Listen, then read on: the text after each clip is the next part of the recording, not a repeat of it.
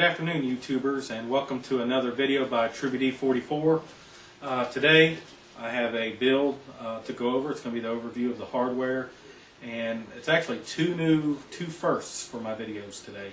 The first is what I have in front of you is going to be an entirely AMD build. I've not done a video on an AMD build, so I think this will be a nice change.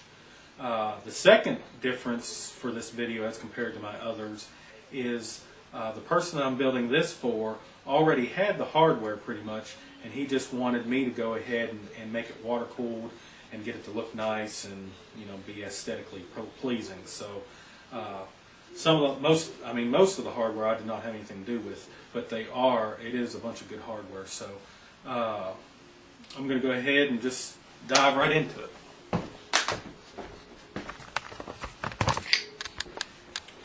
Okay, let's start with the core of the system. This is going to be using an AMD processor. Like I said, it is AMD's top-of-the-line processor. It's the Phenom 2 Black Edition, the 1090T. So that is a hexa-core processor, and it's currently AMD's flagship. And so you get very good performance from it, and it's not all that expensive, unlike the 980X, which is probably 4 times the price of that processor. So very good processor. The motherboard we're going to be using is the Crosshair 4 Extreme by ASUS, and the original versions of this motherboard that came out, and I actually had a friend who had one, the build quality was really poor on it. He had some serial ATA connectors fall off of it, and I believe this is actually a replacement board as well. But I think the later models, I think revision 3 and above, they've fixed some of those issues. So that is what I'm going to be using today. And this is a brand new board, so I don't suspect I'm going to have any issues with it. So the main part of this build, which you're looking at right now, is it's going to be one heck of a gaming computer. We're going to be using dual Radeon HD6970s. And they are huge cards. When I got these in my possession, I had not previously had one, and I was very surprised on how big they are. My buddy has a 5970, the dual the dual GPU card from the last generation, and we compared the sizing on it, and these cards are actually almost as big as it. They're actually thicker, and they're just not quite as long, so they are mammoth of cards. Of course, I'm going to be putting water blocks on them, but one thing that we noticed when we were testing the cards, I always like to test the hardware before I put the water block on it, so I know if I'm the one that made the mistake. And we found something interesting, which I'm going to show you right now. Okay, so let me grab one of these cards here. Okay, have a look at it there. It is a very thick card, and what we were originally going to do was going to test them together. And we had a build where both the 16 times PCI Express lane or connectors were right on top of each other. So we get the other card and we go to install it in the computer, which it's going to be just like this. And they were exactly what you're looking at there is how close they were. And if I can zoom into that, the upper card, since there's a back plate on this card, almost provides a seal, where the top card is not going to get any airflow at all. Now what we can do is we can compare this to the NVIDIA. I happen to have a GTX 580 here, and if you notice, like right here where it's kind of bezeled out, where even if you have 2 of these cards on top of each other, you're still going to get some airflow into the fan because of that design piece right there. So one thing for those of you that want to use 2 6970s and your board forces you to put them next to each other, and the card has a back plate on it, you need to be really concerned with that. Now I have a 6870 here. Now if I take this bottom card out and put the 6870 there, see how there's a gap, and it's because it does not have a back plate. And so you will be able to actually get some airflow if you have 2 cards. So I'd be aware on using 2 cards of the 6000 series of Radeon cards that have backplates on them, and you have to mount them right next to each other, because I think the airflow is going to be seriously deficient. Okay, so that's just kind of some information if you do plan on using the stock air coolers for 6970s to have back plates. Now, for those cards, you could probably remove the back plates, but you know the back plates are supposed to allow for better cooling on the back of the cards. So I don't think that's the best solution either. But again, we aren't going to have to worry about that in this build because we're going to put water blocks on it. But if you're going to use air coolers, you know, one slot spacing in between the two cards would be best. Okay, so that's enough on that. We've got some two powerful cards we're going to be putting in here, so I'm looking forward to see the benchmarks on it. For memory, we have G-Skill. It is a DDR3 1600, and it's fairly low timings on it. I think they're going to work well. He has 4 sticks, and they're 2 gigabytes apiece, so it's going to be 8 gigabytes for this build. So that's very good. He's going to put Windows 7 Pro on it. It's the 64-bit. It's the OEM software, so that's good. He has 2 ASUS. They're not Blu-ray drives, but they're DVD burners. So ASUS, you can't go wrong with them. Now hard drives. Now this is an upgrade that he done. You know, as long, you know, with the water cooling that we're going to be doing. He bought 2 Western Digital Green 1.5 terabyte drives. Those are going to be put in RAID 0 for fast storage. And then he has a Western Digital Black 1 terabyte drive that he's going to be using just for more storage. And then the operating system is actually going to go on the 120 gigabyte X25 from Intel. So it should be pretty zippy.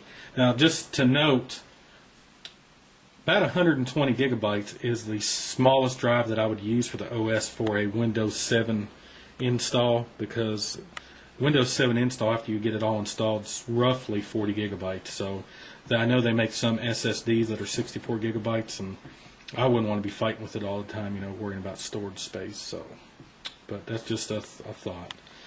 Okay, for the power supply, we're going to be using the Cooler Master 800 watt Gold. My initial thought was, you know, is this going to be enough to power this system? And I think, due to the fact that we're using the 6970s, which are fairly good on the power usage and heat output, as opposed to the Fermi cards that NVIDIA has, I think we're going to be okay. Of course, when I get there, I'm going to be measuring the power draw on it, and he said he was having some issues with some of his hardware before he sent it to me, and it could be due to the power supply, so that will be something I will figure out for him. And we may have to end up swapping it out, but we're going to give it a shot. I think it's going to be borderline, but it should power it. I mean, if I just had to guess quickly. Okay, now on to the stuff that I picked out for this build. It's going to be a single loop setup. It's going to be everything's going to go through this triple radiator. This is the cross flow radiator that I was going to use in one of my other builds, and this cross flow is going to work perfectly with this build because we're not putting the SR2 in this case. So there's going to be enough room to fit the thicker radiator in there. And again, I think that we're going to have enough cooling with this triple radiator because, again, the 6970s are pretty good on heat output. I would not use this single radiator if I was putting 2 GTX 480s and like a 980X. It would not be enough cooling. But I think for the hexacore that AMD offers with its heat output and the heat output of those 2 cards, we should be good. Okay, I'm going to be using Coolant's everything for the cooling. Of course, everyone knows I like Coolant's. I've had really good luck with it. And so I will put one of those blocks on each of the cards, and then I'm going to use the 360 for the processor, the 1090T. So I think it's going to look excellent together. I really like their the workmanship they have on their items. Now this pump here, I picked this pump. This is the first time that I've used this pump. It's going to be perfect for the orientation and the staging of the build. From what I read, it should have enough flow, and that's something I'm going to be testing. And it's like I said, it's a new pump from Coolant's, and I've read a couple reviews. It's got good reviews, but it does not flow as much as some of the other pumps you can get out there. So that's something we're going to have to look at. But I think it's going to be fine for this loop. For the fans that I'm going to put on the radiator and throughout the case, he wanted a red theme, and you can see the red coolant there. I got clear tubing. You know, the red will go through the tubing. You'll get to see it. And then all these fans are the Zigmatech Crystal Series fans. There's going to be 3 140 millimeter fans and 4 120 millimeter fans, and they are the red LED fans. And so everyone knows that the Corsair case is not the best for air cooling, but I think with the amount of fans here and with the higher flowing that these are, I think we're going to get enough air through the case for cooling. I have a bunch. I'm not going to go through it all. I've got a bunch of fittings that are Coolants branded fittings. I have an SLI connector. It's going to go in between the cards. Using a Vandal switch, it's going to control the lighting in the build, and it is a red LED. And this is the light bar that I'm going to put in there that will light up everything. And I also have, I've not used one of these before, this is a reservoir temperature sensor. Most of the sensors that most of the temperature sensors I've used in the past are in line where the coolant goes through it. This is actually going to be just measuring the temperature of the coolant in the reservoir. So we'll see how it operates. A lot of people use those type and they have no problems. So now for the reservoir. I've not ever used one of these before. It is an alpha cool piece and it looks really nice, and I'm going to mount it to the front of the case right here, and you'll be able to see the level through the front of the case, which I think is going to be good. So this will be mounted in the front of the case, and you'll be able to verify the level on it, and it holds quite a bit too. Okay, and I got several plates down there in order to get it mounted correctly. I'm going to have to get some painting done.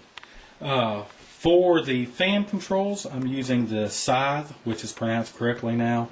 It's the K's Master Pro. I've used it multiple times. I really like it.